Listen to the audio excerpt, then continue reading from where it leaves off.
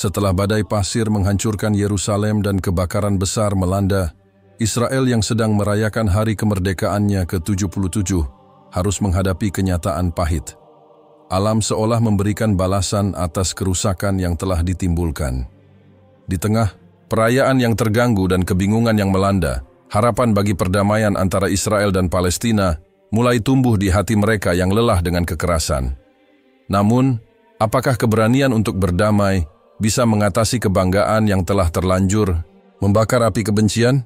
Apakah kedua bangsa ini akan pernah menemukan jalan menuju kedamaian, atau justru akan terus terperangkap dalam perang tanpa akhir?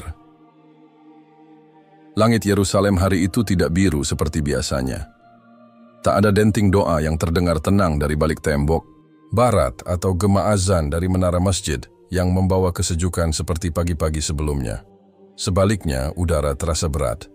Bau hangus menyelinap di setiap sudut kota. Asap naik perlahan, lalu dengan cepat menyebar, menutupi puncak-puncak bangunan batu tua yang selama ribuan tahun menjadi saksi bisu pertumpahan darah dan kesucian. Dari kejauhan, Yerusalem tampak seperti dalam mimpi buruk yang suram. Api membakar, bukit-bukitnya menjalar liar, melahap hutan pinus dan rumah-rumah kecil di pinggiran. Warga berlarian menyelamatkan diri. Beberapa hanya membawa dokumen penting, yang lain hanya membawa doa yang menggantung di bibir mereka. Kebakaran itu bukan sembarang kebakaran. Itu adalah salah satu yang terbesar dalam sejarah Israel. Api muncul secara tiba-tiba, menyebar dengan kecepatan yang mencengangkan. Dalam waktu kurang dari 2 jam, lebih dari 2.000 hektar hutan dan lahan terbakar habis, memaksa lebih dari 1.000 warga mengungsi dari wilayah sekitar Ein Kerem dan Moza. Angin timur yang kencang memperburuk situasi. Helikopter pemadam tidak bisa terbang karena visibilitas yang rendah. Dinas Pemadam Kebakaran Israel melaporkan bahwa mereka kewalahan dan kehabisan sumber daya. Kami belum pernah melihat sesuatu seperti ini, ujar seorang pejabat dari Israel Fire and Rescue Services, dikutip oleh The Times of Israel, sumber resmi timesofisrael.com. Api menyebar lebih cepat dari yang kami perkirakan. Situasinya di luar kendali. Di tengah kabut asap dan sirene yang meraung sepanjang malam, suara manusia nyaris tenggelam. Namun ada satu suara yang terus menggema di langit kota. Ratapan, bumi yang lelah. Hari itu adalah awal dari sesuatu yang lebih besar dari sekadar bencana alam. Seolah langit ingin berkata sesuatu. Warga setempat percaya bahwa musim panas tahun ini memang lebih panas dari biasanya. Tetapi tidak ada yang menduga bahwa panas itu akan membawa bencana yang terasa begitu personal. Tak lama setelah kebakaran pertama padam, muncul titik api kedua, lalu ketiga. Api tampak tak mau padam. Setiap kali padam muncul lagi, seperti ada tangan yang tidak terlihat yang menyulutnya kembali, berkali-kali. Sementara itu, di jalur Gaza, hanya beberapa minggu sebelumnya, bom-bom dijatuhkan. Rumah-rumah runtuh, anak-anak meninggal tertimbun puing. Dunia mencatat kerusakan, tetapi kemudian seperti biasa, perlahan melupakan. Namun, barangkali bumi tidak. Di Yerusalem, hari-hari setelahnya, dilalui dengan keheningan yang mencemaskan. Sekolah ditutup, rumah sakit penuh, bukan karena luka bakar, melainkan karena kesulitan bernapas. Asap menembus jendela-jendela rumah dan kantor. Pasien-pasien tua dengan asma dan paru-paru lemah satu persatu dirawat. Bayi-bayi batuk sepanjang malam. Orang-orang tak lagi membicarakan politik, hanya bertanya, kapan ini akan berhenti? Seorang pemilik toko di Mahane Yehuda, pasar terkenal di Yerusalem, menyeka matanya yang merah bukan karena sedih, tetapi karena udara yang memedihkan. Saya belum pernah merasakan sesak seperti ini, katanya. Ini seperti langit menolak kita. Pada malam keempat setelah kebakaran pertama, asap masih menggantung. Tak hanya menggantung di udara, tetapi juga di hati orang-orang. Yerusalem, kota suci 3 agama besar, seolah kehilangan cahaya spiritualnya. Api telah menghitamkan lebih dari sekadar hutan, ia menghanguskan simbol-simbol. Gereja tua hampir tersambar. Biara-biara dikosongkan, bahkan jalur menuju Bukit Zaitun diblokir karena potensi penyebaran api. Di tengah kekacauan ini, muncul perdebatan di kalangan pemuka agama. Beberapa rabi mengaitkan kebakaran ini dengan ujian dari Tuhan. Yang lain lebih tajam, ini adalah peringatan. Suara-suara ini, meskipun lirih, mulai mendapat perhatian di media sosial. Salah satu pesan yang viral berbunyi, "Jika kita menutup mata pada penderitaan tetangga kita, mungkin bumi pun akan menutup mata pada keselamatan kita."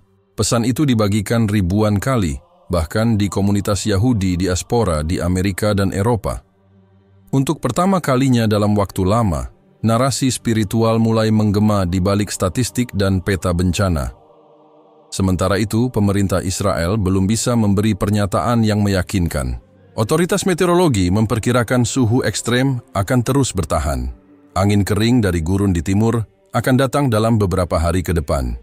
Dinas Kehutanan memperingatkan bahwa sebagian besar lahan belum sepenuhnya aman. Namun, tak seorang pun bisa menjawab pertanyaan yang mulai muncul diam-diam di kalangan warga. Mengapa ini terjadi sekarang? Yang lebih menyakitkan lagi, kebakaran ini terjadi hanya beberapa hari menjelang hari kemerdekaan Israel ke-77. Biasanya, jalan-jalan akan dipenuhi bendera, parade militer, dan pesta kembang api. Tapi kini, jalan-jalan kosong, bendera-bendera setengah tiang. Suara kembang api digantikan dengan suara helikopter yang hilir mudik membawa air. Untuk pertama kalinya dalam sejarah modern Israel, hari kemerdekaan dibatalkan secara nasional karena keadaan darurat bencana alam. Secara tragis, hari itu juga bertepatan dengan Hari Nakbah, hari yang diperingati oleh rakyat Palestina sebagai simbol kehilangan rumah dan tanah air mereka sejak tahun 1948. Dua hari, dua makna, dua bangsa, satu langit yang sama. Ketika malam turun dan api mulai jinak, Yerusalem tetap tidak bisa tidur. Langit mungkin perlahan berubah dari oranye menjadi kelabu, tetapi trauma masih bergelayut di udara. Bau hangus meresap di tembok-tembok batu tua, menyatu dengan sejarah panjang luka dan pengkhianatan. Beberapa orang percaya bahwa kebakaran ini adalah peristiwa alam semata. Tapi bagi sebagian lain, ini lebih dari itu. Ini adalah tangisan bumi, sebuah respons yang muncul dari luka yang terlalu lama dibiarkan terbuka. Sebuah karma yang mulai menampakkan wajahnya. Dan malam itu, di atas kota yang terbungkus asap, tak ada doa yang terdengar lebih jujur daripada bisikan lirih seorang perempuan tua yang berkata, "Kalau langit pun mulai menangis, apakah kita masih bisa pura-pura tidak bersalah?" Angin datang dengan membawa pesan. Bukan dalam bentuk kata-kata atau suara, tapi lewat butiran-butiran debu yang begitu halus, namun tak terbendung. Ia tiba dari arah timur, dari perut gurun yang selama ribuan tahun menyimpan diam. Gurun Negev Sahara yang seolah menjadi penjaga, sunyi bagi tanah-tanah berbatu di sekitarnya, kali ini tak lagi tenang. Ia mengirim badai. Di awalnya hanya samar. Debu tipis tampak berputar di cakrawala, menari seperti bayangan yang tidak diundang. Tapi dalam hitungan jam, langit berubah. Warna biru memudar menjadi kuning pekat, lalu menjadi coklat keemasan, seperti tanah liat yang dikacaukan oleh murka. Badai pasir bukanlah pemandangan asing di wilayah ini, tetapi kekuatan badai kali ini tak lazim. Ia bukan badai biasa, ia datang seperti peringatan.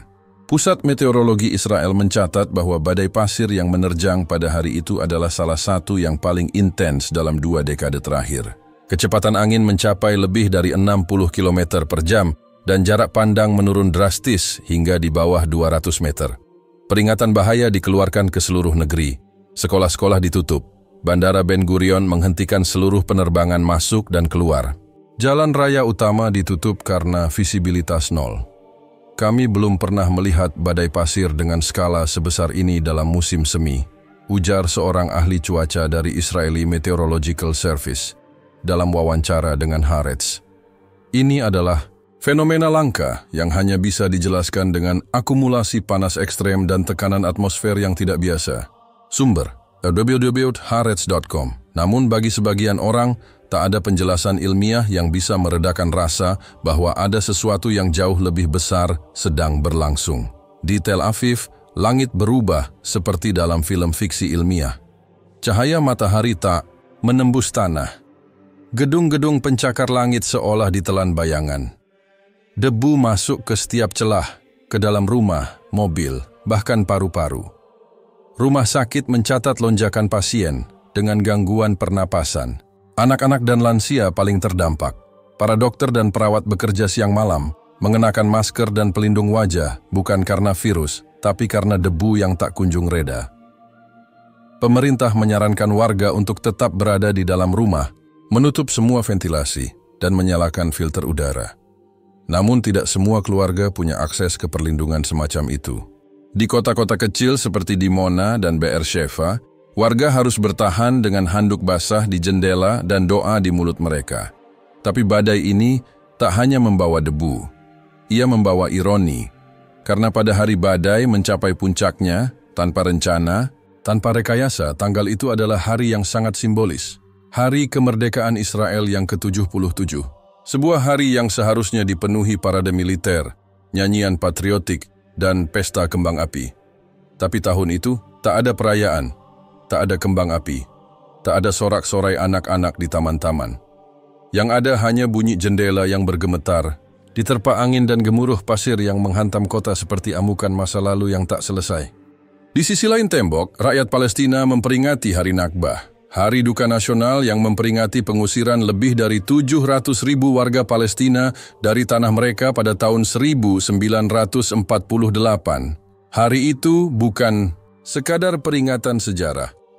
Itu adalah luka yang terus menganga, mengalir lewat nama-nama desa yang hilang dan rumah-rumah yang rata dengan tanah. Di Gaza, seorang guru sejarah bernama Ahmad menulis di papan tulis kelasnya, Nakbah bukan hanya masa lalu, itu juga hari ini.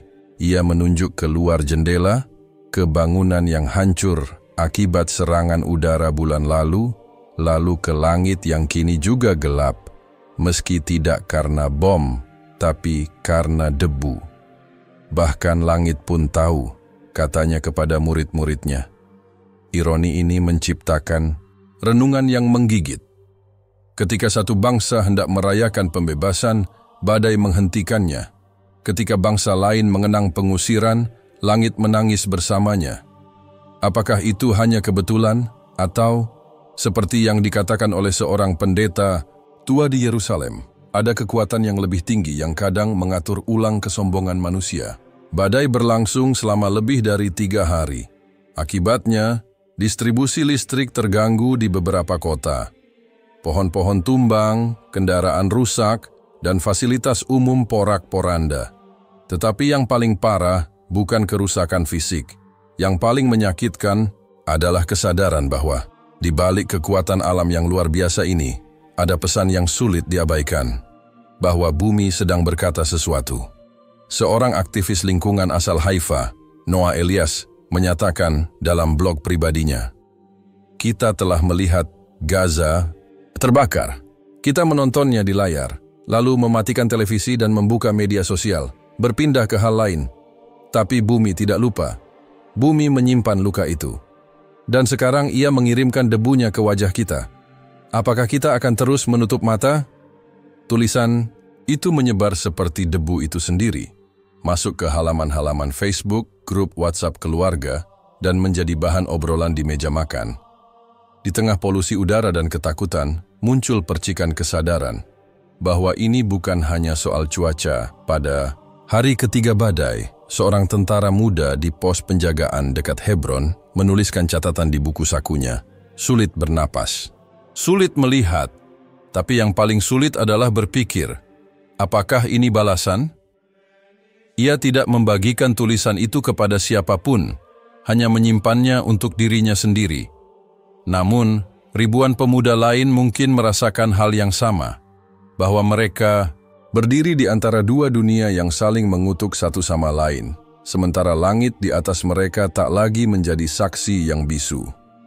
Ketika debu akhirnya mulai mereda dan langit perlahan kembali terlihat, apa yang tersisa bukan hanya kerusakan, tapi kekosongan. Suatu bentuk kehampaan spiritual. Seolah badai itu telah menyapu bukan hanya jalan dan pepohonan, tapi juga keangkuhan. Hari itu, tanah di Israel tidak merayakan kemerdekaan. Ia menunduk, ia diam. Debu menempel di monumen, di patung, di bendera. Tak satu pun yang bersih dari pesan badai. Dan di bawah semua itu, ada bisikan yang tertinggal. Ketika kamu menutup mata pada penderitaan orang lain, jangan heran jika alam menutup pintu keberuntungan padamu. Badai telah pergi, tapi pesan itu masih menggantung. Hari kemerdekaan Israel yang ke-77 seharusnya menjadi momen yang penuh kebanggaan. Itu adalah hari di mana bangsa Israel merayakan keberhasilan mereka, sebuah negara yang lahir dari abu sejarah, yang telah bertahan melalui peperangan dan pengasingan dan kini berdiri tegak di tengah dunia. Biasanya langit akan dipenuhi dengan kembang api, jalan-jalan dihiasi dengan bendera, dan warga akan berkumpul di taman-taman untuk merayakan kebebasan mereka. Namun pada tahun itu suasananya berbeda. Tidak ada parade, tidak ada perayaan besar. Hanya ada kebisuan yang menyelimuti tanah yang terbakar dan langit yang tertutup debu. Badai pasir yang melanda Israel pada hari-hari sebelumnya tidak hanya menghalangi pandangan fisik, tetapi juga mengaburkan perasaan dan semangat nasional yang biasanya membara pada tanggal 4 Mei.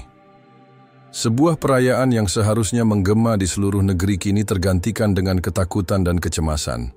Api yang merusak hutan-hutan sekitar Yerusalem belum padam.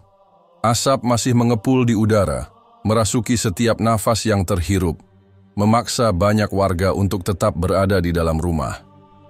Di seluruh Israel, perasaan bingung dan frustasi mulai tumbuh. Para pejabat pemerintah mencoba menenangkan publik dengan menjanjikan pemulihan cepat, tetapi kenyataan di lapangan berbicara lain. Jauh dari kata normal, negeri ini dipenuhi dengan suara siren, pemadaman listrik, dan berita tentang korban kebakaran. Tidak ada yang bisa merayakan dengan hati yang tenang. Hari kemerdekaan yang penuh sejarah itu kini terasa hampa, kosong, dan bahkan ironis. Momen itu terasa sangat mengganggu bagi banyak orang, terutama mengingat bahwa Hari Kemerdekaan Israel tahun itu bertepatan dengan Hari Nakbah yang diperingati oleh rakyat Palestina sebagai hari bersejarah, yang mengingatkan mereka pada pengusiran dan penderitaan yang mereka alami sejak tahun 1948. Sebuah hari yang menyimbolkan hilangnya rumah, tanah, dan kehidupan mereka. Sementara warga Israel terperangkap dalam badai pasir, rakyat Palestina di Gaza, tepi barat, dan wilayah lainnya mengenang sebuah kenyataan pahit. Di Gaza, sebuah kota yang tak pernah benar-benar lepas dari siksaan konflik, Hari Nakbah adalah pengingat akan penderitaan yang berlarut-larut.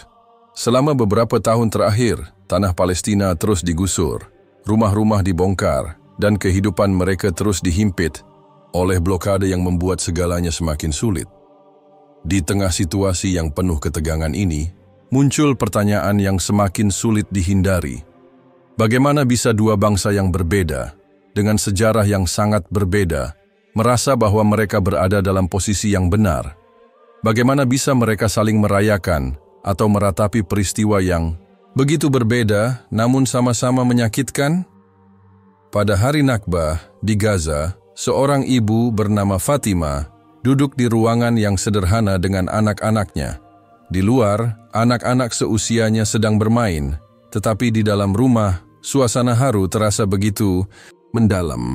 Fatima memandang langit, seolah mencoba mencari kedamaian di antara gumpalan awan tebal yang membawa pasir dari Negev. "Kami merayakan hari ini dengan mengenang masa lalu yang hilang," katanya pelan. "Kami tidak punya kebebasan untuk merayakan apapun. Tapi kami merayakan keberanian kami, keberanian untuk terus hidup, meski dunia ini terkadang tampak begitu keras." Sementara itu, di Tel Aviv, Roni, seorang warga Israel, menatap layar televisi yang menampilkan cuplikan perayaan Hari Kemerdekaan yang biasanya penuh semangat. Namun, kali ini, yang terlihat adalah gambar-gambar helikopter yang berputar-putar di udara, berusaha memadamkan kebakaran yang terus berkobar di sekitar Yerusalem. Tidak ada kembang api yang menari di langit. Tidak ada suara sorak-sorai. Semua orang di rumah Roni hanya terdiam, terperangah. Tidak ada yang bisa merayakan dengan tulus. Badai pasir dan kebakaran yang tak kunjung reda menutupi semua rencana.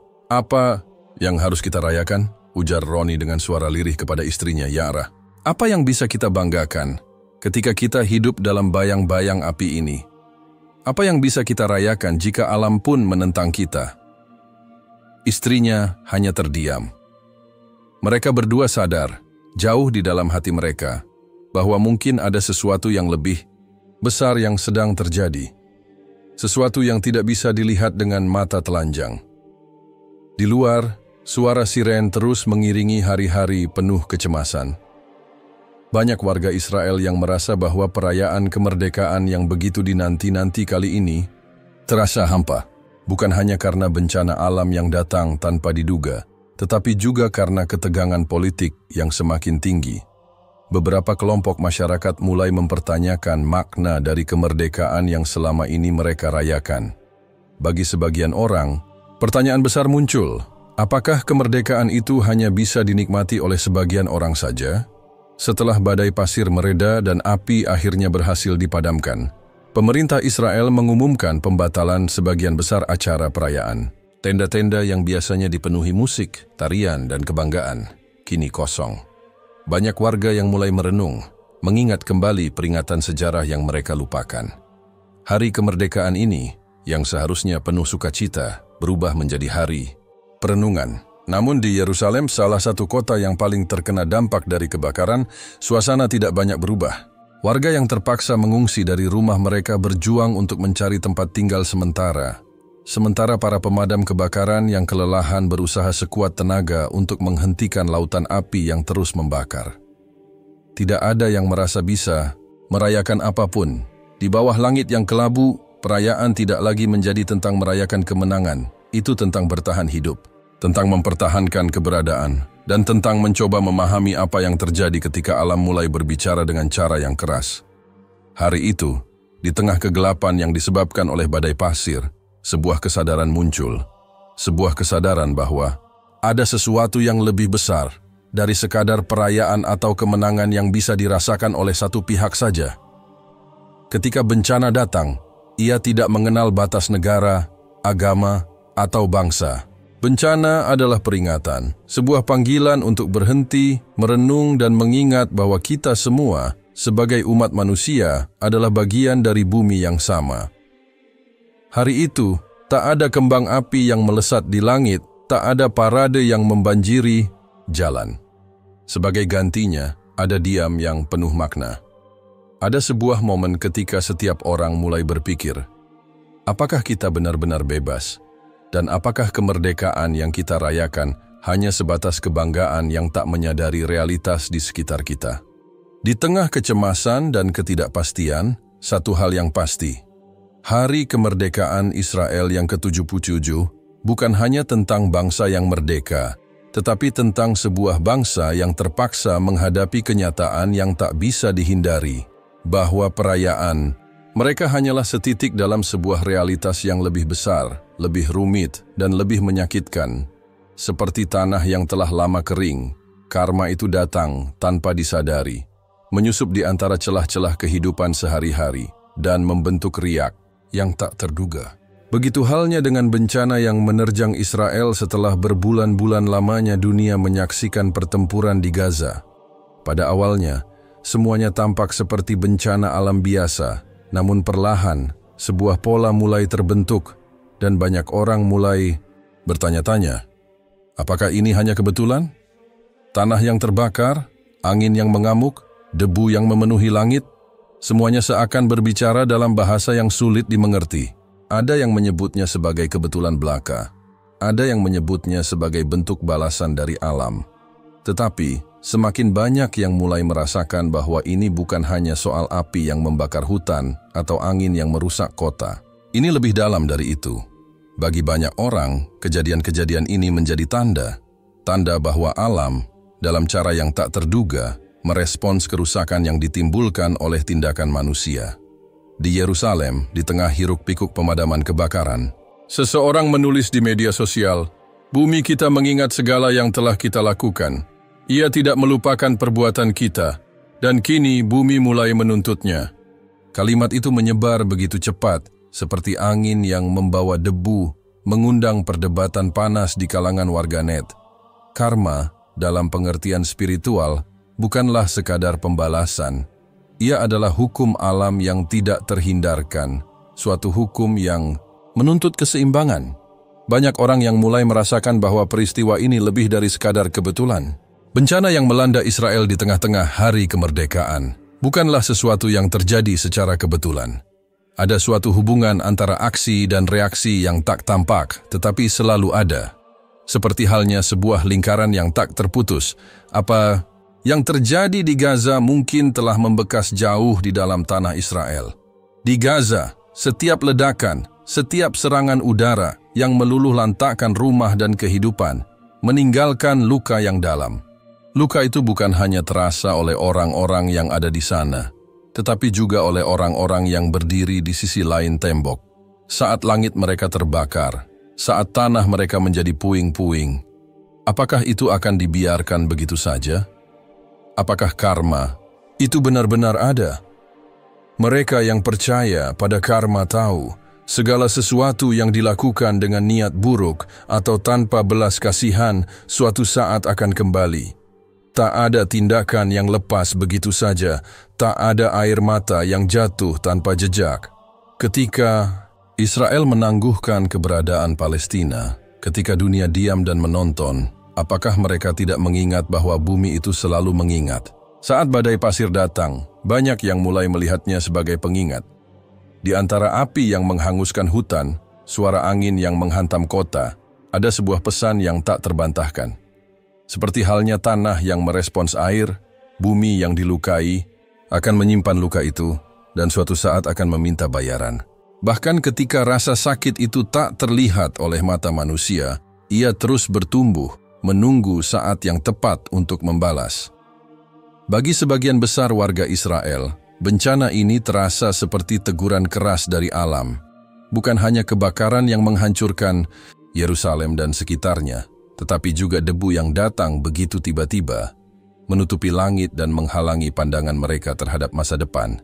Mereka yang dulu merasa aman dalam keangkuhan mereka, kini terperangkap dalam kekacauan yang tak terduga. Di tengah hari kemerdekaan yang harusnya penuh sukacita, mereka terhanyut dalam kebingungan dan ketakutan.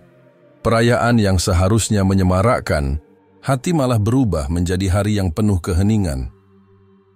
Sebuah pertanyaan yang terus menghantui adalah, apakah bencana ini adalah karma? Apakah ini adalah cara alam memberi respons terhadap segala tindakan yang telah dilakukan? Banyak yang mulai berpikir bahwa mungkin saja ada hubungan antara peristiwa yang terjadi di Gaza dengan bencana ini. Ketika sebuah tanah diperlakukan dengan kejam, apakah tanah itu tidak akan membalas suatu saat nanti? Begitu pula dengan api yang melalap hutan di sekitar Yerusalem. Apakah itu tidak merupakan bayaran dari bumi yang sakit? Di tengah kehancuran itu, beberapa suara mulai terdengar. Pemimpin agama dan tokoh masyarakat mulai berbicara tentang keseimbangan alam dan keadilan ilahi. Beberapa rabbi di Israel berbicara dalam khutbah mereka tentang hubungan antara bencana alam dan tindakan manusia, bahwa Allah dalam pandangan mereka bisa memberi teguran melalui cara-cara yang tidak terduga. Apakah kita tidak bisa mendengar suara alam yang menuntut keadilan? Seorang rabbi berbicara di depan jemaatnya di sebuah gereja tua di Yerusalem. Kita telah menginjak-injak bumi ini, merusak tanah, menodai laut dan merobek langit. Kini alam mulai berbicara dalam cara yang sangat keras. Apakah kita akan mendengarnya? Kata-kata itu terngiang dalam pikiran banyak orang. Sepertinya langit dan bumi telah berkomplot untuk menunjukkan kepada dunia bahwa ada harga yang harus dibayar. Karma dalam pengertian ini bukan hanya sebagai pembalasan, tetapi juga sebagai sebuah mekanisme alami untuk menjaga keseimbangan. Sementara itu di Gaza, seorang pria tua bernama Ibrahim menatap langit yang gelap. Meskipun badai pasir tidak sampai ke sana, ia merasa seolah langit itu miliknya. Dalam diam, ia merenung. Sudah berdekade-dekade ia hidup dengan luka, dengan pengusiran, dan dengan pembunuhan yang tak berkesudahan. Apakah ini waktu bagi alam untuk berbicara, untuk memberi jawaban kepada mereka yang tak pernah didengarkan? Apakah ini saat yang tepat untuk mengatakan bahwa penderitaan mereka takkan sia-sia? Bagi Ibrahim, badai pasir yang melanda Israel hanya mengingatkannya pada satu hal, karma itu nyata. Ia telah menyaksikan begitu banyak kematian dan penderitaan, tetapi ia juga percaya bahwa suatu saat, di suatu tempat, keadilan akan ditegakkan. Alam, ia yakin, akan menemukan cara untuk menuntut keseimbangan.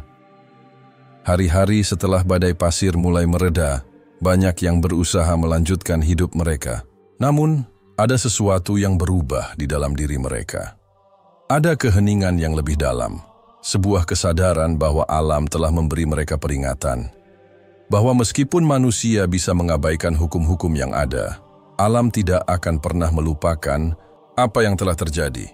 Karma mungkin tidak selalu datang dalam bentuk yang mudah dimengerti, dan kadang ia datang dalam diam. Tapi siapapun yang ingin melihatnya dengan jujur akan tahu bahwa setiap tindakan, baik itu dari negara, individu, atau bahkan sejarah yang tak bisa dilupakan, pasti akan kembali pada akhirnya. Seperti badai pasir yang datang tanpa peringatan, begitupun karma itu tak bisa dihindari dan tak bisa lari. Setelah badai pasir itu mereda, langit tampak seakan kosong, terbalut dalam keheningan yang aneh. Tidak ada lagi kembang api yang mengisi malam, tidak ada lagi sorak-sorai yang memecah kesunyian. Hari kemerdekaan Israel yang ke-77, yang seharusnya menjadi simbol kebanggaan nasional, kini tinggal kenangan pahit. Di bawah langit yang bisu, kehidupan terus berjalan, tetapi ada sesuatu yang berubah, sesuatu yang lebih dalam, yang tak tampak dengan mata telanjang. Di Tel Aviv, seorang pemuda bernama David berjalan menyusuri jalan-jalan kota yang kosong, berusaha mencerna segala yang terjadi. Suara angin yang masih membawa debu dari padang pasir mengingatkan dirinya pada hari yang tak akan pernah terlupakan itu. Ia merasa bahwa dunia seperti berhenti sejenak, terhenti dalam hening yang penuh pertanyaan. Apa yang sebenarnya terjadi? Mengapa alam datang dengan cara yang begitu keras, begitu nyata? David bukanlah orang yang percaya pada takhayul atau ramalan. Namun peristiwa yang terjadi membuatnya mulai mempertanyakan keyakinannya. Badai pasir yang datang begitu mendalam, begitu penuh pesan, terasa lebih dari sekadar fenomena alam. Mungkin ini adalah bentuk teguran yang tak terucapkan, sebuah cara bagi alam untuk mengingatkan mereka yang telah terlalu lama mengabaikan keseimbangan. Ini bukan hanya tentang badai pasir atau kebakaran. Ini tentang apa yang telah kita lakukan, bisik David kepada dirinya sendiri saat ia berhenti di sebuah kafe yang sepi. Di meja seberang, seorang pria tua tengah membaca koran dengan ekspresi murung, seolah ia juga merasakan hal yang sama. Dalam keheningan itu, dunia terasa lebih dekat, lebih intim, meskipun tampaknya setiap orang terperangkap dalam pikirannya sendiri. Di Gaza, situasi yang jauh lebih tragis tak bisa dilupakan. Meskipun badai pasir tidak sampai menerjang wilayah Palestina, rasa sakit yang ditinggalkan oleh serangan-serangan yang berlarut-larut tetap membekas. Di tengah kebakaran yang melanda Yerusalem, di tengah suara sirene yang menggema di Israel, Gaza tetap sunyi dalam kekejaman yang telah berlangsung bertahun-tahun. Fatima, ibu yang tinggal di Gaza, menceritakan kepada anak-anaknya tentang perjuangan mereka untuk bertahan hidup, tentang bagaimana mereka terus-menerus berjuang di bawah ancaman yang tak pernah berakhir. Kami tidak bisa memilih untuk lari, anak-anak. Kita hanya bisa memilih untuk tetap bertahan, ujarnya sambil memeluk anak-anaknya yang terbaring di tempat tidur yang reot. Suara tembakan dari kejauhan terdengar samar, dan mereka tahu itu bukan tanda bahwa perang sudah berakhir. Itu hanya bagian dari hari-hari yang terus berulang. Gaza telah menjadi simbol dari penderitaan yang tak kunjung habis. Namun, meskipun mereka hidup dalam bayang-bayang ketidakpastian, mereka tahu satu hal. Langit mereka mungkin tidak membawa badai pasir, tetapi penderitaan mereka tetap tercatat dalam sejarah. Dan meskipun dunia diam, mereka terus hidup, berjuang, dan berharap pada sebuah keadilan yang mungkin belum datang. Namun, di Israel, perasaan yang muncul pasca bencana tak jauh berbeda dengan apa yang terjadi di Gaza. Keheningan yang membekas, perasaan hampa yang datang setelah bencana besar. Banyak orang Israel yang merasakan bahwa peristiwa ini, meskipun dalam bentuk yang lebih tersamar, adalah peringatan bagi mereka. Beberapa orang mulai merenung, bertanya pada diri mereka sendiri, apa yang sebenarnya telah kami lakukan untuk menyebabkan bencana ini? Ronnie, yang sebelumnya sempat bertanya-tanya tentang arti kemerdekaan mereka, kini terperangkap dalam pikiran yang sama. Di tengah reruntuhan Yerusalem, di tengah kekacauan yang terjadi, ia merasa ada sesuatu yang lebih besar sedang berperan. Sesuatu yang tak bisa dijelaskan dengan kata-kata, tapi bisa dirasakan dalam hati. Badai pasir itu bukan kebetulan, ujar Ya'ara, istrinya, yang juga merasakan hal yang sama. Ini adalah cara alam mengingatkan kita bahwa kita tidak bisa terus-menerus melupakan apa yang terjadi di luar sana, apa yang terjadi di Gaza, di Palestina, dimanapun. Ya'ara berbicara dengan nada yang penuh kelegaan, seolah beban yang berat telah dilepaskan sedikit demi sedikit. Meskipun ia tahu bahwa ini adalah momen yang sulit, ia merasa bahwa mungkin justru keheningan ini di bawah langit yang bisu adalah kesempatan untuk merefleksikan segala yang telah dilakukan. Ketika badai pasir menghilang dan angin yang membawa, debu akhirnya berhenti. Sebagian besar warga Israel kembali ke rutinitas mereka. Namun, ada yang berubah dalam cara mereka melihat dunia. Ada keheningan yang lebih mendalam, sebuah kesadaran yang berkembang perlahan. Mereka yang semula menganggap bahwa segala sesuatu yang terjadi hanya akibat dari kebetulan atau ketidakseimbangan cuaca, kini mulai mempertanyakan lebih jauh. Di tengah kebakaran yang melanda Yerusalem, banyak warga yang tidak hanya mengkhawatirkan harta benda mereka, tetapi juga mempertanyakan makna dari segala yang terjadi. Mereka mulai mencari makna lebih dalam. Tidak hanya dalam kebakaran yang melanda hutan, tetapi juga dalam kekosongan yang datang setelahnya. Mengapa perayaan yang seharusnya penuh kegembiraan itu tergantikan oleh perasaan hampa? Mengapa mereka merasakan kehilangan meskipun mereka hidup di dalam sebuah negara yang merdeka? Beberapa orang mulai menulis puisi, membuat lukisan, atau berbicara dengan sesama tentang perasaan yang mereka alami. Tidak ada lagi kegembiraan semu atau kebanggaan nasional yang dipamerkan. Sebagai gantinya, ada perasaan bahwa mereka harus menghadapi kenyataan yang lebih besar, lebih menyakitkan. Keheningan yang terjadi di Israel tidak hanya dirasakan oleh mereka yang ada di sana, tetapi juga oleh seluruh dunia. Berbagai media internasional yang meliput kebakaran besar di Yerusalem dan badai pasir yang melanda wilayah tersebut tidak dapat mengabaikan kenyataan bahwa ada sesuatu yang lebih besar yang terjadi. Pemberitaan tentang perayaan yang batal, tentang warga yang terluka, tentang pemadam kebakaran yang kelelahan, semuanya mengarah pada satu kesimpulan yang tak bisa dibantah. Ada sesuatu yang mendalam yang terlewatkan dalam perayaan kemerdekaan itu. Keheningan yang datang setelah segala kekacauan berbicara lebih keras daripada kata-kata yang bisa diucapkan. Di Gaza, meskipun badai pasir tidak sampai menyentuh tanah mereka, mereka yang hidup dalam pengepungan dan kesulitan tetap bertahan. Mereka tahu, meskipun dunia diam, suara mereka tetap ada. Bahkan ketika tidak ada yang mendengar, mereka tetap hidup, tetap berharap pada suatu keadilan yang akhirnya akan datang. Dan di bawah langit yang bisu itu, perenungan yang mendalam mulai tumbuh. Mereka yang dulu hanya mengenal perayaan dan kemenangan, kini merasakan dampak dari peristiwa yang jauh lebih besar dari apa yang mereka bayangkan. Keheningan itu, meskipun tak terucapkan, adalah suara yang paling keras dari semuanya. Ada yang mengatakan bahwa dalam keheningan, kebenaran seringkali terungkap. Di bawah langit yang bisu ini, Israel dan Palestina, meskipun terpisah oleh dinding dan perbedaan, kini berbagi sebuah kenyataan, bahwa dalam ketidakpastian dan bencana, ada momen yang lebih besar untuk direnungkan. Momen yang mengingatkan bahwa, meskipun langit tampak diam, bumi tidak pernah berhenti berbicara. Keheningan itu tak berlangsung lama. Setelah badai pasir mereda dan kebakaran yang menghanguskan sebagian besar Yerusalem akhirnya dapat dikendalikan, dunia kembali bergerak. Namun, ada sesuatu yang tak bisa diabaikan. Sesuatu yang tertinggal dalam ruang kosong yang ditinggalkan oleh bencana tersebut.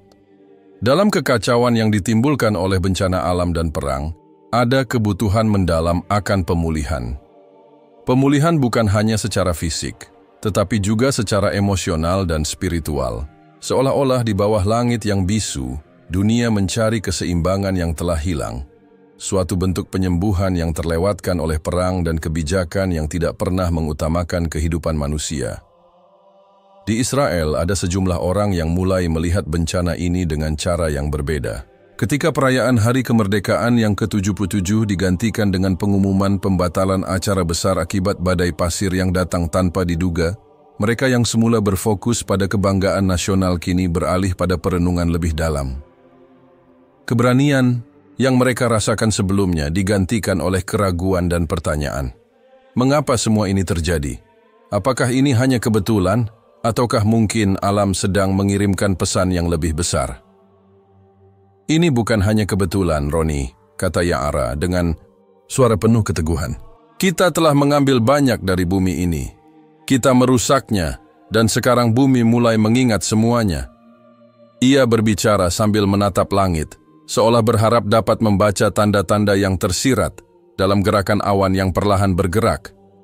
Roni, yang dulunya cenderung menganggap segalanya sebagai sesuatu yang terpisah dari alam, kini merasakan perubahan dalam dirinya.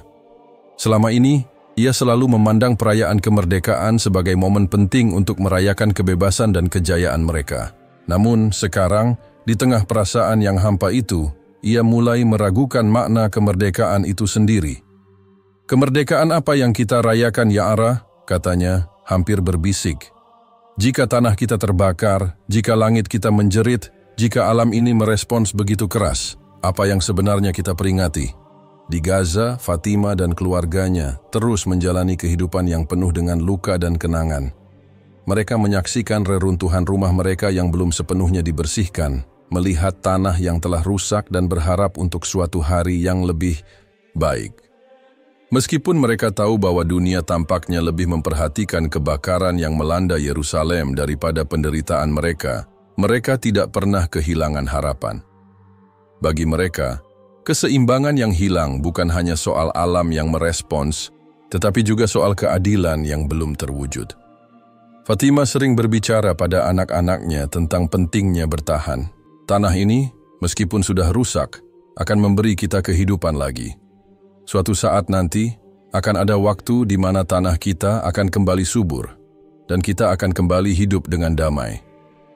Namun, dalam hatinya, Fatima juga tahu bahwa waktu itu tak akan datang dalam sekejap. Setiap hari ia berdoa agar kekerasan dan penghancuran segera berakhir. Ia menginginkan agar mereka dapat merasakan hidup dalam keseimbangan, di mana anak-anak mereka bisa tumbuh tanpa ketakutan, dan tanah yang mereka pijak bisa pulih dari luka-luka yang dalam. Tapi, keseimbangan itu tampaknya jauh sekali. Begitu banyak darah yang telah tumpah, begitu banyak tangisan yang tak pernah didengar. Kami sudah terlalu lama berada di bawah bayang-bayang yang gelap, ujar Fatima pada suaminya, Ibrahim, yang duduk di sampingnya di bawah sinar bulan. Apakah kita akan terus hidup dalam kegelapan, ataukah suatu saat kita bisa merasakan kembali cahaya yang hilang itu? Keseimbangan, itu adalah kata yang sering muncul di benak banyak orang. Bukan hanya di Gaza dan Israel, tetapi di seluruh dunia, di tengah perubahan iklim yang tak terduga, di tengah ketegangan sosial dan politik yang terus meningkat. Banyak orang mulai merasa bahwa dunia sedang berada di ambang kehancuran, bahwa alam sedang menuntut harga atas apa yang telah dilakukan umat manusia. Di Israel, para ilmuwan mulai berbicara tentang hubungan antara kebakaran hutan yang melanda dan perubahan iklim global. Kita tidak bisa mengabaikan fakta bahwa peristiwa-peristiwa alam seperti ini semakin sering terjadi, kata Dr. Miriam Cohen, seorang ahli lingkungan terkemuka di Tel Aviv. Kita telah melihatnya di tempat lain di dunia, badai yang lebih besar, kebakaran yang lebih dahsyat. Alam tidak bisa lagi diabaikan. Keseimbangan telah terganggu, dan kita harus bertanggung jawab atas itu. Banyak yang mulai menyadari bahwa bencana alam yang melanda mereka bukan hanya dampak dari kebetulan atau kegagalan sistemik, tetapi juga akibat dari perbuatan manusia. Pemanasan global, deforestasi, dan pengelolaan sumber daya alam yang buruk telah merusak keseimbangan ekosistem, dan alam kini mulai menunjukkan dampaknya. Setiap keputusan yang dibuat, setiap langkah yang diambil, ternyata membawa akibat yang lebih besar dari yang dapat dibayangkan. Namun, meskipun begitu, ada juga yang mulai merasakan adanya harapan. Mungkin ada cara untuk memperbaiki keseimbangan itu. Mungkin jika umat manusia sadar dan mulai mengambil langkah-langkah kecil untuk mengubah cara mereka hidup, mereka bisa memperbaiki dunia yang telah rusak. Seperti kata seorang pemikir terkenal, keseimbangan bukanlah keadaan yang dapat dipertahankan tanpa usaha. Ia memerlukan perhatian yang terus-menerus, pemahaman yang mendalam, dan kemauan untuk berubah. Di Gaza, meskipun luka-luka itu masih terasa, ada juga secercah harapan yang mulai tumbuh. Fatima sering mendengar berita tentang inisiatif perdamaian dan upaya diplomatik yang sedang dilakukan oleh negara-negara di luar Palestina dan Israel. Meskipun ia tahu bahwa perdamaian tidak akan datang dalam semalam, ia merasa sedikit lebih tenang. Mungkin dunia akhirnya mulai mendengarkan, katanya pada Ibrahim saat mereka duduk bersama di luar rumah mereka yang terbakar. Mungkin suatu saat nanti, kita bisa hidup tanpa ketakutan lagi. Keseimbangan itu memang hilang, tetapi tidak selamanya. Ada harapan bahwa suatu hari, keadilan dan kedamaian akan datang. Ada harapan bahwa alam, meskipun memberikan peringatan yang keras, juga memberi kesempatan untuk memperbaiki kesalahan. Bahkan dalam kegelapan, ada cahaya yang memancar, memberi petunjuk bahwa keseimbangan yang hilang dapat ditemukan kembali dengan usaha yang tekun, dengan kesadaran dan dengan keberanian untuk menghadapi kenyataan yang ada. Namun, untuk sampai pada titik itu banyak yang harus berubah. Baik di Israel maupun di Gaza, ada perjuangan besar yang harus dihadapi. Bukan hanya dalam bentuk kebijakan politik, tetapi juga dalam hati dan pikiran orang-orang yang terlibat. Jika mereka ingin benar-benar menemukan keseimbangan yang hilang, mereka harus siap untuk mengakui kesalahan, untuk meminta maaf, dan untuk mulai berjalan menuju masa depan yang lebih adil. Di bawah langit yang bisu, di tengah badai pasir yang berlalu, ada pemahaman yang lebih dalam, bahwa keseimbangan yang hilang hanya bisa ditemukan jika manusia belajar untuk hidup selaras dengan alam, dengan sesama, dan dengan diri mereka sendiri. Itu adalah perjalanan panjang yang penuh tantangan, tetapi jika dilakukan bersama, mungkin saja keseimbangan itu akan ditemukan. Badai pasir yang mengguncang Israel beberapa waktu lalu, kini terasa lebih dari sekadar bencana alam. Seiring berjalannya waktu, peristiwa itu mulai dilihat oleh banyak orang sebagai peringatan, sebuah pembalasan tanpa suara dari alam yang merespons kerusakan yang telah ditimbulkan. Tak ada ledakan atau gempa yang menggetarkan bumi, hanya angin kencang yang mengalir, membawa debu dan pasir, menyapu wajah-wajah yang terkejut. Namun, di balik keheningan itu, ada pesan yang tak terbantahkan. Alam akan selalu mencari keseimbangannya sendiri. Setelah bencana itu, tak sedikit yang mulai berpikir bahwa apa yang terjadi adalah bentuk karma, satu hal yang seringkali dianggap tak kasat mata, namun selalu tepat waktu. Bagi mereka yang berada di dalam dunia yang penuh dengan politik, ketegangan, dan ketidakadilan, kenyataan ini semakin memperlihatkan bahwa alam, dalam diamnya, akan mengembalikan segala yang telah diambil dari keseimbangannya. Badai pasir itu, meskipun seakan datang begitu mendadak, merupakan penanda yang lebih besar dari sekadar fenomena cuaca. David, yang selama ini berusaha keras menahan perasaan tidak pasti yang memenuhi pikirannya, kini merasakan kekosongan yang lebih mendalam. Ia berdiri di balkon apartemennya, memandangi langit yang kini bersih dari debu, namun hatinya tetap dipenuhi dengan pertanyaan-pertanyaan. Apakah kita benar-benar belajar dari kesalahan kita? Bisiknya dalam hati. Di sekitar kota Tel Aviv, aktivitas perlahan kembali normal, namun di dalam dirinya, David tahu bahwa ia tidak bisa kembali seperti semula. Alam telah mengubah perspektifnya. Ia merasa ada sesuatu yang lebih besar, sesuatu yang tak bisa dijelaskan hanya dengan kata-kata atau argumen politik. Sementara itu, di Yerusalem, kota yang pernah menjadi pusat kegembiraan nasional pada hari kemerdekaan, kebakaran besar yang melanda hutan dan wilayah sekitarnya, tidak hanya menghancurkan lahan yang subur, tetapi juga menghapuskan ilusi yang sudah lama ada dalam benak banyak orang. Kepercayaan bahwa tanah ini, dengan segala keberagaman sejarah dan budaya yang ada, tidak akan pernah tergoyahkan kini mulai runtuh. Alih-alih merayakan kebebasan, banyak yang merasakan kekosongan. Mereka yang terlibat dalam pemadaman kebakaran mengaku bahwa ini mungkin adalah salah satu bencana terbesar dalam sejarah Israel.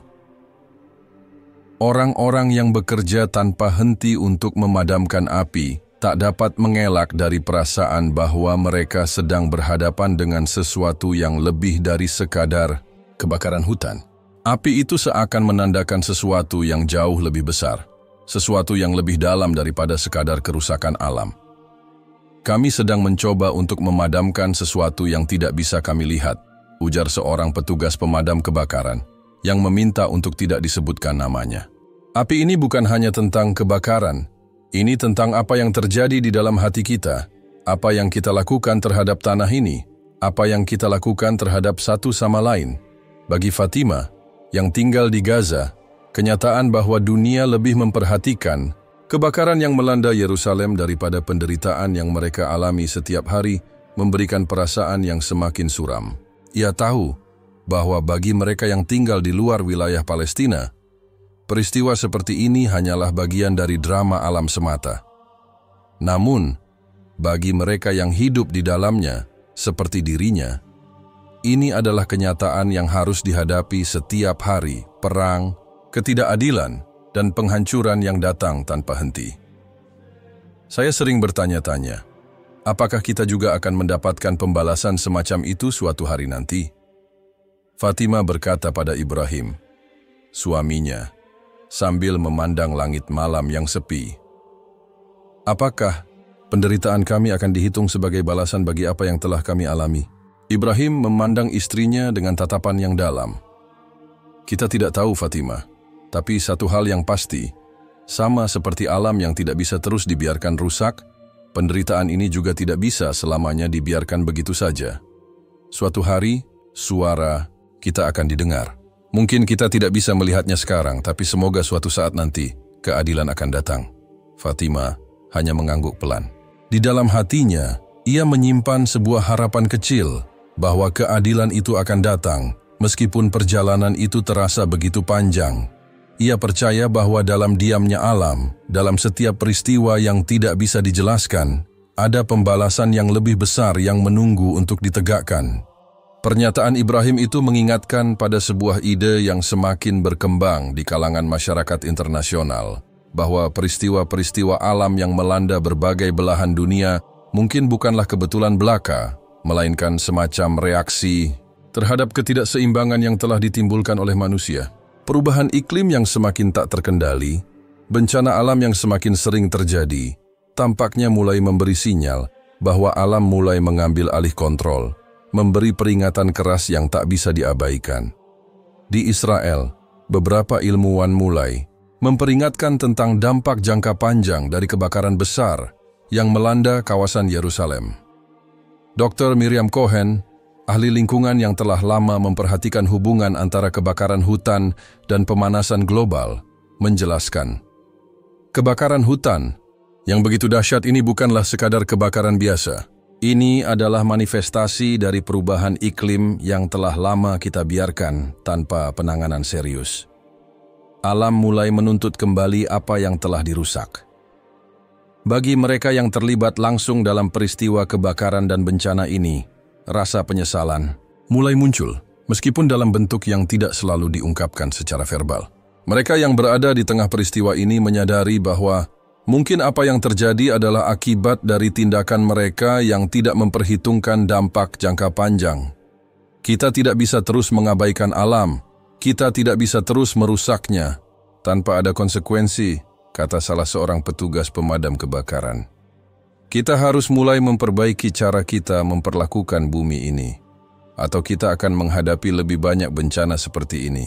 Di Gaza, meskipun badai pasir tidak pernah mencapai tanah mereka, mereka yang terjebak dalam pengepungan dan perang terus merasakan efek dari ketidakseimbangan yang lebih besar. Ketika dunia sibuk memperhatikan bencana yang terjadi di Yerusalem, mereka hanya bisa berharap bahwa ada yang peduli, bahwa suatu hari nanti suara mereka akan didengar. Meskipun mereka hidup dalam bayang-bayang ketidakadilan, mereka masih percaya bahwa dalam diamnya alam, dalam setiap peristiwa yang tampaknya terlewatkan, ada kemungkinan untuk mendapatkan kembali keseimbangan yang telah hilang. Mungkin ini adalah cara alam mengingatkan kita tentang apa yang telah terjadi, ujar Fatimah sambil menatap langit malam. Mungkin suatu hari nanti, kita akan merasakan keadilan itu, tanpa suara, tanpa kata. Hanya melalui pembalasan yang terjadi, di luar kendali kita.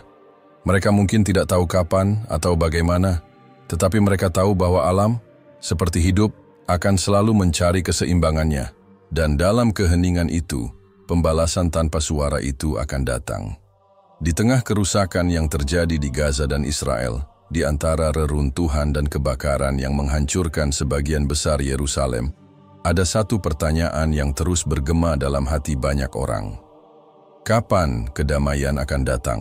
Ketika perayaan Hari Kemerdekaan Israel yang ke-77 terhenti oleh badai pasir yang datang begitu mendalam, dan ketika kebakaran besar yang melanda hutan-hutan Yerusalem menjadi simbol dari ketidakseimbangan alam, banyak yang mulai merenung, seolah waktu berhenti sejenak untuk memikirkan makna sejati dari hidup, perang, dan perdamaian. Bagi mereka yang berada di Gaza, pertanyaan ini adalah suara yang selalu mereka dengar, bahkan ketika dunia lebih fokus pada kebakaran yang melanda tanah yang jauh dari mereka. Di setiap sudut kota yang hancur, dalam setiap ruangan yang dipenuhi debu dan kesedihan, mereka yang tinggal di Gaza menantikan kedamaian, bukan hanya kedamaian dari perang, tetapi juga kedamaian yang datang dari pengakuan, keadilan, dan pemulihan. Fatimah, yang sejak awal perang telah kehilangan begitu banyak, kini menatap jauh ke langit yang kelam. Badai pasir yang melanda Israel seakan memberi rasa hampa yang lebih mendalam. Di satu sisi, ia merasa alam sedang mengingatkan dunia akan kesalahan yang telah dilakukan. Tetapi di sisi lain, ia bertanya-tanya, apakah peringatan itu akan cukup untuk menghentikan kekerasan yang terus berlangsung? Apakah ini yang mereka butuhkan? Ia bertanya pada Ibrahim, apakah alam mengingatkan mereka? Atau hanya mengirimkan pesan kepada kita semua, bahwa sudah terlalu banyak darah yang tumpah? Ibrahim, yang sejak lama menjadi sosok yang bijaksana dan penuh ketenangan, hanya mengangguk. Kita tidak tahu, Fatimah, katanya dengan suara lembut. Kita tidak tahu kapan kedamaian itu akan datang, tapi kita harus terus berharap dan berjuang untuk itu. Mungkin kedamaian tidak akan datang dengan kata-kata atau dengan senjata, tetapi dalam ketulusan hati. Fatimah terdiam sejenak, meresapi kata-kata Ibrahim. Kedamaian memang sesuatu yang tak terucapkan, sesuatu yang selalu ada di sana meskipun tak tampak jelas. Ia tahu, kedamaian itu bukan hanya tentang menghentikan tembakan dan ledakan, tetapi tentang menghentikan kebencian yang ada di dalam hati setiap individu. Itu adalah proses panjang, yang membutuhkan lebih dari sekadar perjanjian atau negosiasi. Ia membutuhkan kesadaran bahwa setiap kehidupan itu berharga dan harus dihargai. Sementara itu, di Israel, meskipun bencana alam yang melanda negeri mereka seakan mengingatkan mereka akan dampak dari ketidakseimbangan yang telah tercipta, banyak yang masih berusaha mempertahankan rasa kebanggaan nasional mereka. Hari kemerdekaan yang seharusnya menjadi momen perayaan, kini tergantikan dengan rasa cemas yang mendalam. Perayaan yang selama ini diidam-idamkan berubah menjadi tragedi. Badai pasir yang datang begitu tiba-tiba, seolah menghapus semua kebanggaan, itu menyisakan kehampaan yang sulit dijelaskan. Di ruang rapat pemerintah, para pemimpin Israel berkumpul, membahas langkah-langkah berikutnya setelah kebakaran besar dan bencana alam yang melanda negara mereka. Meskipun mereka berusaha untuk tetap tenang, ada rasa ketidakpastian yang menggantung di udara. Kita perlu memikirkan langkah selanjutnya, kata seorang pejabat tinggi, suaranya keras dan tegas. Tapi kita tidak bisa mengabaikan kenyataan bahwa kita harus memperbaiki hubungan kita dengan alam dan dengan tetangga kita. Namun, tak semua orang melihat situasi ini dengan cara yang sama. Beberapa orang, seperti David, mulai merasa bahwa kedamaian yang mereka dambakan mungkin tidak akan datang dengan cara yang biasa. Kita telah hidup dalam kebanggaan kita sendiri terlalu lama, katanya dengan suara penuh refleksi. Hari ini, kita lihat betapa rapuhnya dunia ini. Alam mulai mengambil kembali apa yang telah kita ambil darinya. Dan mungkin kita harus mulai menilai kembali apa yang benar-benar penting. Di luar, di tengah kerusakan yang tak terelakkan, ada juga mereka yang mulai memahami bahwa perdamaian tidak hanya datang melalui perjanjian politik, tetapi melalui pemahaman bersama, melalui pengakuan akan kesalahan yang telah terjadi. Dalam segala ketegangan ini, muncul pertanyaan yang lebih besar. Apakah mungkin bagi dua pihak yang saling bertikai ini untuk menemukan titik temu? Bahkan ketika sejarah mereka dipenuhi dengan luka dan kebencian. Dr. Miriam Cohen, seorang ahli lingkungan yang telah berbicara tentang dampak kebakaran hutan dan bencana alam yang melanda, mengungkapkan sebuah pandangan yang semakin banyak didengar di kalangan pemikir-pemikir progresif di Israel. Perdamaian bukan hanya tentang menghentikan perang. Perdamaian adalah tentang memperbaiki hubungan kita dengan diri kita sendiri dan dengan dunia di sekitar kita, katanya dalam sebuah wawancara. Kita telah merusak banyak hal, tidak hanya tanah kita, tetapi juga hubungan kita dengan orang lain. Ia tak perlu memulihkan balikan kedamaian itu, tetapi dengan cara yang benar. Kata-kata Miriam mengingatkan banyak orang akan kenyataan bahwa kedamaian, seperti alam, harus dipelihara. Itu bukan hanya soal perjanjian formal, tetapi juga tentang membangun hubungan yang lebih sehat dan adil antara manusia, antara negara, dan antara umat manusia dengan lingkungan mereka. Perubahan besar yang diperlukan tidak akan datang dalam semalam, tetapi ada sebuah titik awal yang harus dimulai. Jika kita benar-benar ingin perdamaian, lanjut Miriam, kita harus mulai dengan membangun hubungan yang lebih manusiawi. Itu adalah langkah pertama. Di Gaza, Fatima merasakan kesedihan yang mendalam. Ia tahu bahwa perjuangan mereka belum selesai, tetapi ia juga percaya bahwa perubahan dapat terjadi. Suatu hari, mungkin kedamaian yang telah lama dinantikan akan datang. Namun, untuk sampai ke sana, mereka harus bertahan. Mereka harus terus berjuang, meskipun langkah itu terasa berat dan penuh penderitaan. Ibrahim, kata Fatima, suaranya penuh harap. Mungkin suatu hari nanti kita akan melihat anak-anak. Kita tumbuh dalam dunia yang lebih baik, dunia yang tidak terikat pada sejarah kelam, tetapi pada masa depan yang lebih damai. Ibrahim menatap wajah Fatima, dan meskipun keputusasaan masih ada dalam hatinya, ia tahu bahwa harapan adalah api yang harus terus dijaga. Ya, jawabnya dengan lembut. Suatu hari nanti, kita akan merasakannya. Kedamaian itu akan datang, meskipun sulit untuk melihatnya sekarang. Di balik kabut peperangan dan kebakaran, kedamaian yang tak terucapkan itu menunggu. Ia hadir di setiap doa, di setiap harapan yang terucapkan dalam hati mereka yang menderita. Meskipun bencana telah menorehkan luka, mereka tahu bahwa hanya dengan menyembuhkan luka-luka itu, kedamaian yang sejati akan terwujud. Dan mungkin, suatu hari nanti, kedamaian itu akan datang dalam bentuk yang tak terucapkan, tetapi tetap terasa. Mungkin hanya melalui ketulusan hati dan perubahan yang mendalam, perdamaian akan menemukan jalannya, meskipun perjalanan itu panjang dan penuh tantangan. Keberanian untuk berdamai bukanlah hal yang datang dengan mudah, terutama setelah bertahun-tahun perpecahan, kekerasan, dan pengorbanan. Namun dalam setiap situasi penuh penderitaan, selalu ada secercah harapan, sebuah titik di mana hati manusia mulai mencari jalan keluar dari kekacauan. Mungkin itu adalah langkah kecil namun penting. Bagi banyak orang yang hidup dalam bayang-bayang konflik yang terus berlanjut, keberanian untuk berdamai bukan sekadar tentang kata-kata atau janji-janji kosong. Itu adalah tentang tindakan, tentang melepaskan kebencian, tentang mengakui kesalahan, dan tentang menemukan cara untuk merangkul masa depan yang lebih baik bagi generasi mendatang. Di Israel, meskipun sebagian besar masyarakat masih terperangkap dalam semangat kebanggaan nasional dan trauma masa lalu, ada mereka yang mulai merasa bahwa sudah waktunya untuk meresapi makna sejati dari perdamaian. David yang sudah lama terlibat dalam perdebatan politik dan ketegangan yang mengelilingi wilayah ini, mulai merasa bahwa dalam kekosongan yang ditinggalkan oleh badai pasir dan kebakaran besar yang melanda Yerusalem, ada kesempatan untuk memulai dari awal. Ia tahu bahwa perdamaian tidak datang dari sebuah perjanjian semata, perdamaian datang dari perubahan hati. Sepertinya kita sudah terlalu lama hidup dalam kebencian, dalam rasa takut yang terus dipelihara, katanya pada koleganya di kantor. Apa yang terjadi dengan kita, dengan manusia? Bukankah kita sudah terlalu lama membiarkan kebencian menguasai hidup kita? Apakah kita masih tidak bisa melihat bahwa kita adalah manusia yang sama, yang merasakan rasa sakit yang sama? Kata-kata. David menggugah hati. Ada keheningan di ruang rapat itu, seolah-olah semua orang menunggu untuk mendengarkan lebih jauh.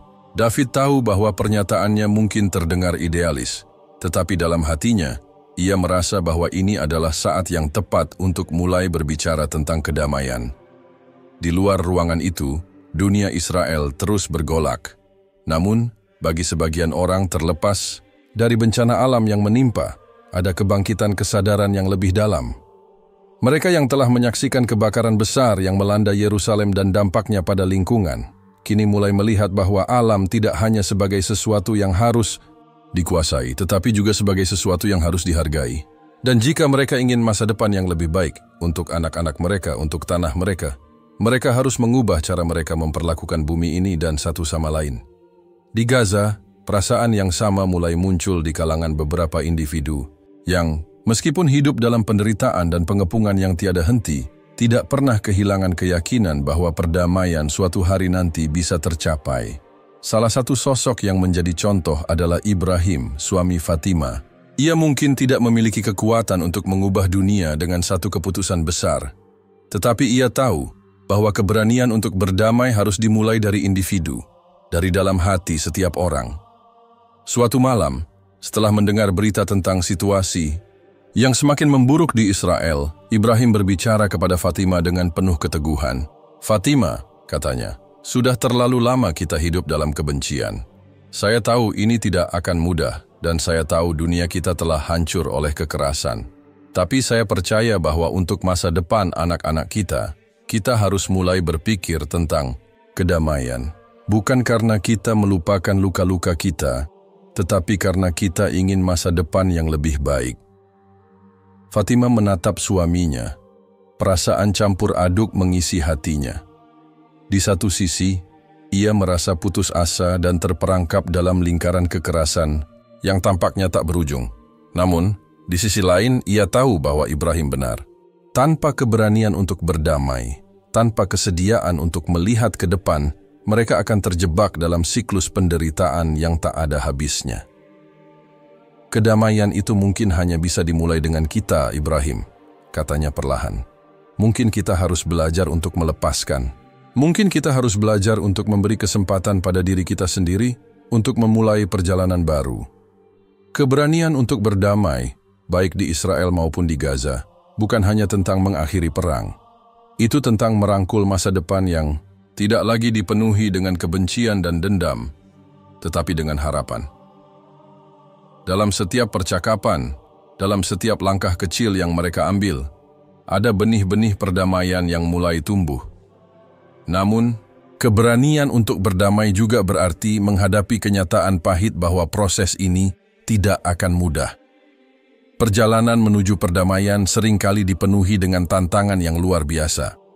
Di Israel, meskipun ada suara-suara yang menyerukan perubahan, banyak yang merasa takut bahwa melepaskan kebencian akan berarti kehilangan identitas mereka.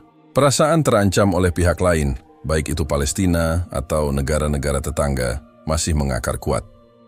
Di Gaza, meskipun banyak yang mulai berharap, mereka juga terjebak dalam rasa cemas yang mendalam. Dendam yang telah terpendam selama bertahun-tahun tidak mudah untuk dihapuskan. Banyak yang takut bahwa setiap upaya menuju perdamaian hanya akan mengarah pada pengkhianatan terhadap perjuangan mereka. Namun, meskipun ketakutan dan kebingungan ini ada, beberapa pemimpin di kedua belah pihak mulai berbicara dengan cara yang berbeda.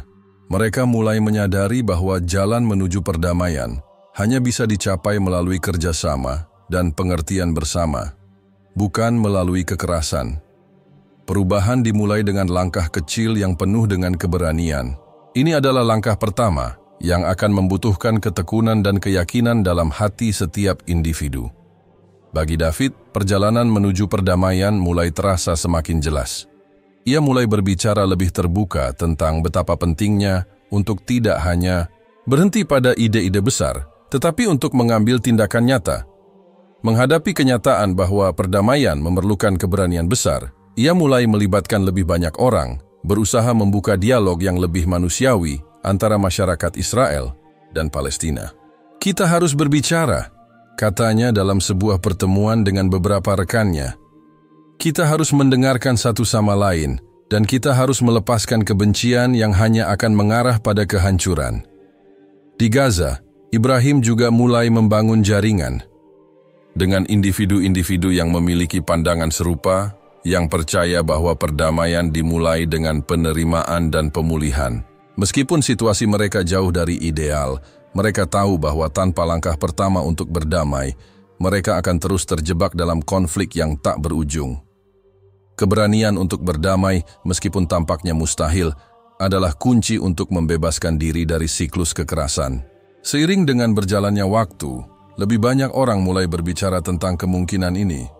Di Israel dan Gaza, mereka yang berani melihat dunia dengan mata penuh kasih dan pengertian mulai bergerak menuju perubahan. Dan meskipun perjalanan itu panjang, penuh dengan tantangan dan kesulitan, ada satu hal yang pasti: perdamaian akan selalu membutuhkan keberanian. Keberanian untuk berdamai, meskipun tidak mudah, adalah langkah pertama menuju dunia yang lebih baik. Perjalanan panjang menuju kedamaian, meskipun diliputi oleh banyaknya rintangan, selalu membawa pada satu hal yang tak pernah pudar: harapan. Harapan adalah sesuatu yang tak terpisahkan dari manusia. Meskipun dunia tampak hancur dan tertutup oleh bayang-bayang kekerasan, di setiap sudut yang gelap masih ada seberkas cahaya yang memberikan harapan. Dalam hati setiap individu yang pernah merasakan penderitaan, harapan tetap hidup, meski kadang tersembunyi. Fatima duduk di teras rumahnya, mengamati langit yang mulai gelap. Seperti biasa, di luar masih terdengar suara-suara yang mengingatkan akan kehidupan yang terhambat oleh kekerasan. Tetapi di dalam hatinya, ada rasa yang berbeda. Ada ketenangan yang datang, meskipun tidak sempurna. Ibrahim duduk di sampingnya, tak mengatakan apa-apa, tetapi keduanya tahu bahwa perjalanan mereka belum selesai. Mereka telah berbicara tentang kedamaian, berjuang untuk perdamaian, dan meskipun dunia di sekitar mereka masih penuh dengan ketegangan, harapan itu tetap hidup. Kadang-kadang saya berpikir, kata Fatima setelah hening yang lama, apakah kita akan pernah melihat kedamaian itu datang? Apakah dunia ini akan berubah suatu hari nanti? Ibrahim menatapnya, mengangkat bahu dengan senyum tipis di wajahnya. Fatima, kita tidak bisa melihat masa depan dengan jelas, tapi kita harus percaya bahwa perubahan itu dimulai dari dalam hati kita. Jika kita berhenti berharap, maka kita sudah kalah. Fatima merenung sejenak. Memang, tidak ada yang bisa memprediksi masa depan. Perjalanan menuju kedamaian, meskipun terlihat jauh dan penuh ketidakpastian, adalah sesuatu yang harus ditempuh. Ia tahu bahwa harapan itu tidak bisa berhenti hanya karena dunia di sekeliling mereka tampak kelam. Harapan bukan hanya untuk mereka yang ada di Gaza atau Israel, tetapi untuk semua umat manusia. Harapan adalah benih yang harus ditanam, dan meskipun hasilnya tidak segera terlihat, suatu saat nanti itu akan tumbuh. Di Yerusalem, David juga merenung. Meski badai pasir dan kebakaran telah merusak sebagian besar kota, ia merasa bahwa ada pesan yang tersembunyi di balik semua ini. Pesan dari alam, dari sejarah, dan dari masa depan yang bisa saja lebih baik jika mereka berani melakukan perubahan. Kita tak bisa terus bertahan dalam kebanggaan kita yang palsu, katanya kepada teman-temannya saat mereka berdiskusi tentang keadaan negara mereka. Hari ini, kita harus mulai berpikir bahwa mungkin, hanya mungkin, kita bisa berubah. Ada keraguan yang jelas di mata mereka yang mendengarkan, namun David tahu bahwa harapan itu harus ada. Kita harus memberi contoh, meskipun sulit. Kalau bukan kita, siapa lagi yang akan membawa perubahan ini? Harapan itu memang tak pernah padam. Di Gaza, meskipun dunia terus membisu terhadap penderitaan yang mereka alami, Ibrahim merasa bahwa harapan itu tumbuh dari dalam diri setiap individu yang tak pernah berhenti berjuang. Banyak orang di Gaza telah kehilangan segalanya, rumah, keluarga, dan kenyamanan mereka. Namun, yang mereka tidak pernah kehilangan adalah harapan. Meskipun dunia mengabaikan mereka, mereka tetap berdiri dengan harapan bahwa masa depan bisa berbeda. Bagi Ibrahim, harapan itu bukan hanya tentang mengalahkan musuh, tetapi tentang membangun sesuatu yang lebih besar dari kekerasan. Itu adalah harapan untuk dunia yang lebih baik, yang dipenuhi dengan perdamaian dan pengertian, bukan kebencian dan perang. Itu adalah harapan untuk anak-anak mereka, yang seharusnya tumbuh dalam dunia yang damai, bukan dalam bayang-bayang kekerasan. Fatimah, yang terus merasakan kepedihan yang dalam, masih menjaga harapan di dalam hatinya. Ketika ia melihat Ibrahim, ketika ia melihat anak-anak mereka, ia tahu bahwa mereka layak mendapatkan masa depan yang lebih baik. Jika kita bisa bertahan melalui ini, katanya dengan suara penuh keyakinan, maka kita harus percaya bahwa masa depan mereka akan lebih cerah. Mereka yang tinggal di Gaza tidak meminta dunia untuk menyelamatkan mereka. Mereka hanya meminta untuk dihargai, untuk dilihat, dan untuk diakui sebagai manusia. Tetapi, lebih dari itu, mereka ingin dunia tahu bahwa meskipun mereka berada dalam penderitaan yang mendalam, mereka masih memiliki harapan. Harapan itu adalah kekuatan yang akan membawa mereka melewati masa-masa gelap ini. Di Israel, meskipun situasi tidak lebih mudah, ada pula secercah harapan yang mulai menyala di hati mereka yang mengerti bahwa perdamaian hanya bisa datang jika ada kesediaan untuk berkompromi dan berubah. Meskipun negara mereka sedang dilanda kerusakan akibat bencana alam, ada kesadaran yang perlahan tumbuh. Mereka mulai berbicara lebih banyak tentang masa depan yang bisa dibangun bersama, meskipun itu berarti melepaskan sebagian dari kebanggaan dan rasa superioritas yang selama ini mereka pertahankan. David, yang selalu merasa terjaga oleh semangat nasionalisme, kini mulai bertanya-tanya apakah kebanggaan itu benar-benar sebanding dengan harga yang harus dibayar. Mungkin selama ini kita terlalu fokus pada apa yang kita miliki dan lupa pada apa yang benar-benar penting, katanya dengan pelan. Mungkin saatnya untuk melepaskan sebagian dari itu dan mulai mencari cara untuk hidup berdampingan dengan tetangga kita. Langkah-langkah kecil ini tidak akan mengakhiri konflik dengan cepat, tetapi David tahu bahwa setiap perubahan besar dimulai dengan keberanian untuk melihat ke dalam dan bertanya apakah cara yang selama ini mereka tempuh masih relevan. Perubahan itu memang sulit, katanya. Tetapi kita tidak bisa terus hidup seperti ini. Kita harus melakukan sesuatu. Harapan memang seringkali hadir dalam bentuk yang tak terduga. Bagi mereka yang berada di Gaza dan Israel, meskipun jalan menuju perdamaian terasa begitu panjang, mereka tahu bahwa harapan itu adalah kunci yang akan membuka pintu perubahan. Meski masa depan penuh dengan ketidakpastian, mereka memilih untuk terus berharap. Mereka memilih untuk percaya bahwa suatu hari nanti mereka bisa berjalan berdampingan, melepaskan kebencian yang mengikat mereka, dan menciptakan dunia yang lebih baik. Dalam bayangan yang gelap, harapan tetap bersinar. Dalam penderitaan yang tak terkatakan, harapan terus tumbuh. Dan mungkin, pada akhirnya, harapan itulah yang akan membawa mereka pada kedamaian yang selama ini mereka impikan. Sebuah kedamaian yang bukan hanya datang dari perjanjian atau kesepakatan, tetapi dari hati yang tulus dan keberanian untuk berubah.